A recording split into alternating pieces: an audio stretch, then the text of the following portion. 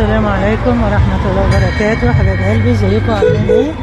احنا النهارده جولتنا في سوق الحكمة، جولة جميلة، والحاجات الأسعار النهارده شايفاها متهاودة.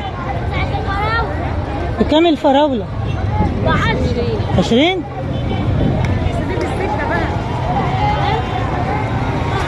الفراولة اليومين دول مكتسحة السوق بقيمات كبيرة، والتوت كمان اهو طلع.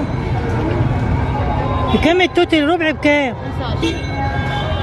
25. يعني الكيلو ب100، يعني اغلى من التفاح، او في مستوى التفاح. الزحمه دي يا حبايبي على سوق على محل سمك. حبايب قلبي، زي ما انتم شايفين التكاتك منتشره في السوق. عربيه التوابل دي كل مره باجي الاقيها.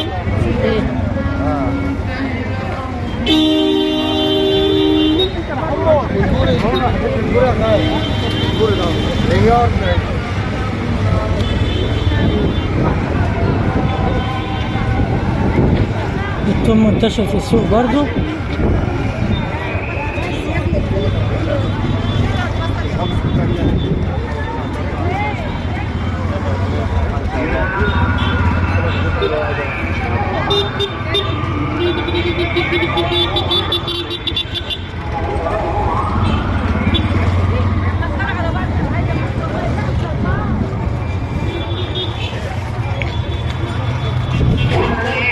الطماطم اللي مش كتيرة في السوق، فهتبقى لسه غالية.